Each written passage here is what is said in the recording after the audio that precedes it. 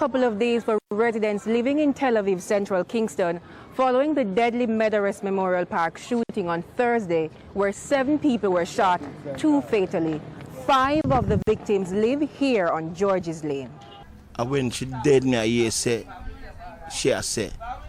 she did go. She now go to the funeral. But if she go to the funeral, the lady where her son dead, I go molest her, so that's why she go. But she never tell me, because if she tell me that in my presence, she would never go. Wouldn't load me pick me. I love her so much. God.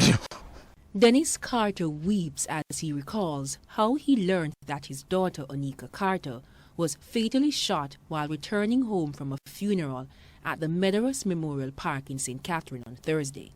Carter says his daughter, otherwise called Coco, has been taking very good care of him because of his ill health. She was among 2 victims who were murdered.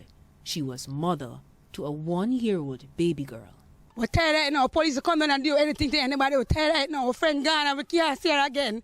She gone and we can't see her again. If I look at 1-year-old baby, we're tired of this now. Baby, I get gunshot.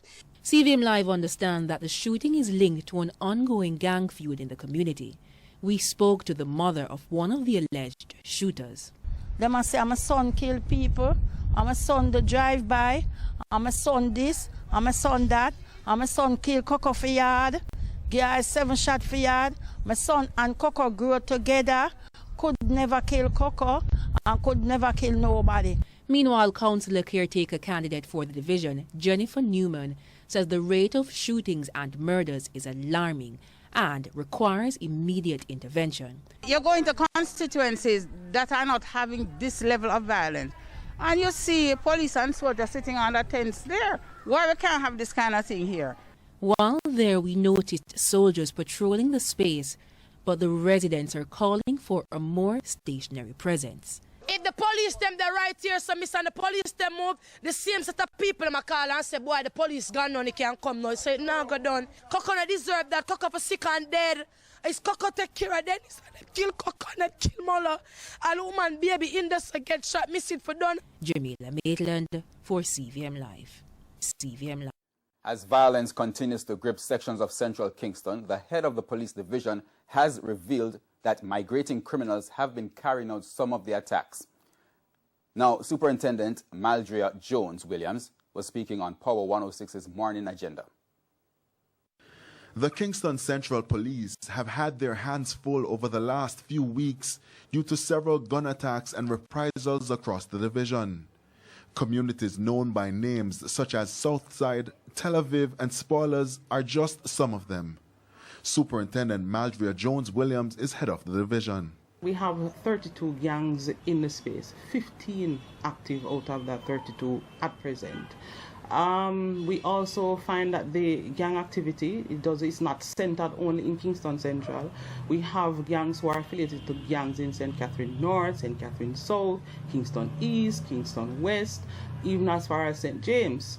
The police have increased their presence in the area, but the residents say more is needed to help bring an end to the bloodletting. PNP caretaker Imani Duncan Price has intensified her calls for zones of special operations to be declared in the division. We're afraid. The grand pitney them afraid and traumatized. We need justice down here, so. Several arrests have been made in relation to shootings and murders in the division, but a trend is emerging. To carry out their activities, they normally use or solicit the help of these affiliates outside of the division to carry out their gang activity. That aside, Superintendent Jones-Williams says the team remains committed to address the problem in central Kingston. She is, however, renewing the call for residents to continue assisting the police by providing information. Trust, as you said before, has always been an issue. It's an inner city community and the residents don't trust easily. That's a fact. And they don't give up information that readily. And we're going to maintain our presence in the space for as long as it takes to ensure that the residents remain safe. Anthony Log, TVJ News. Residents in the East Kingston community of Franklin Town are cowering in fear following a series of ongoing violence. Homemade bottle bombs are being thrown into houses with children. The residents are pleading for help. On Tuesday, our news team arrived in the community only hours before gunmen reportedly fired shots after two boys on Bryden Street. No one was injured, but the bullets reportedly flew through a glass window of this apartment building on the other side of the road in McIntyre Villa. The mother of a 12-year-old girl who has been living in the community for over 40 years told CVM Live how her daughter narrowly escaped the stray bullets. My 12-year-old in the kitchen a while ago. I mercy I got her like I got dry away. Make sure I get shot. Lick up my blender and mash it up. Last time I lick up my clock. I up on my bed, never jump off of my bed, shot drop in every time shot fire. Back on Bryden Street, where residents say there is an active internal warfare. They have four sides what is fighting against us. You have Black Street, Wellington Street, Maiden Street, and side McIntyre Villa. Them have a lot of import coming in the community and fire and shot at night. You have some boy where them call themselves genocide. Every night a pair rifle them come through in the community. You understand? Fire how much gunshot the kids them are on the road, they don't care. No MP, nobody come around here to say what is going on. A couple days ago, some people from the other side, which is Bray Street, Boom, the house with 5 children inside. We have to remove the window blade for the children to escape, and is a 13-year-old out the fire. If me a come from work at evening time, me a fear afraid, oh me a go in. Me a go out at morning time, me a fear afraid, oh me a come out. The residents say their children have been thrown in a state of intense fear and are having sleepless nights. They say despite the police presence in the area, criminals are still active. Would I really take the Zozo? Because to me, they more fear the soldier them than the police. But we still have to give props to the police them, because sometimes them could sleep in our bed at night time. Robeanne Williams for CVM Live. Good day, my wonderful people. It's me again, the great countryman. Remember to like, share, and subscribe. And remember, check out the membership joint that's coming up. Y'all can join it. And you get some extra perks. I'm going to do a video on that. I am very rough on the edges, so you know what I'm saying? I cannot give it to you straight. So pardon my blunders and stuff in, you know, if I'm speaking. Well, you just watch a series of video that came out of Jamaica, like, recently. And when I say recently, I'm like every other day. I could be here putting little clips for the rest of my life. That's how bad the situation is. Now, I'm asking this question. When you guys, men and women, watch these videos, what comes to your mind? How do you feel? What are the emotional feelings? Me, when I see and watch these videos, I get angry. I'm stressed out. And I'm not lying. Doing this channel really stressed me out. Because I have to read all this stuff and go through all this killing and negativity. I got even videos of people committing suicide that I can't even talk about, but I gotta watch the video. Suicide and her little kid is there crying. And it's just an insatiable appetite for killing and destruction.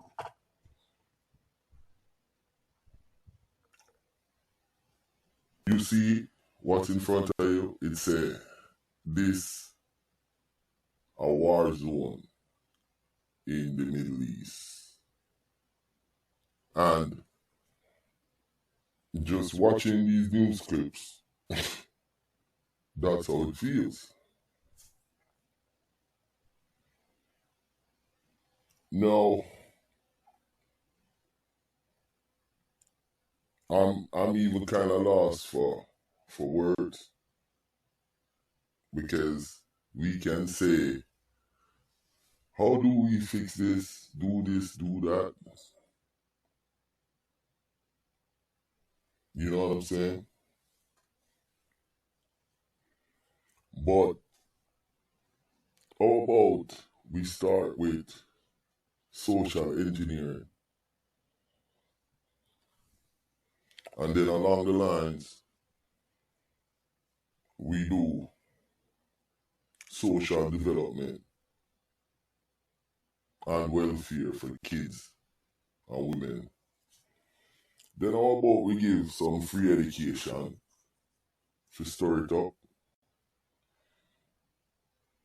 and then we disband the police and remake it over, so each city and town and parish have their own police, and then we'll make the JFC like the FBI.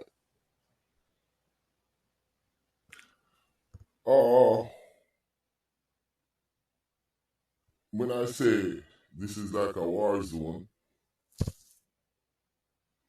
it's actually facts. And it even goes as far as the government think it's a war zone these days in Jamaica, because they have CTOC, which is the terror organization cops, I guess. So, and terrorist is in the naming of those police, the department. So, I guess with the country national security, they view these things as a national security threat. So, the wording on the screen in front of you is perfectly right. So, my thing is, how about build a super prison with good hospital, good jobs on the prison industry, to build license plates, build cars, good education, and the guys them who do the serious thing like these mass killings and beheadings, why not put them there and build and set these prisoners on like Pigeon Island and Queen's Cay? I'm just saying, why not get their family member? So if you have evidence on somebody who's vicious like Joel and them, you go get his immediate family and you put them there and they live there until Joel turns himself in. You know, you have to come up with new ways and new ideas. But we could sit here and speculate and ponder and come up with these educational theory or whatever we want to call it. But this a war zone in the Middle East, and this is a serious crisis. And we as Jamaicans, we have to really, really look deep into ourselves and see if this is the way we want to move forward with our country.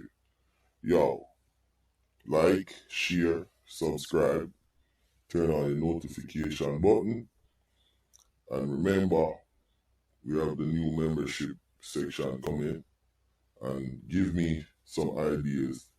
countryman, I love all the subscribers, I love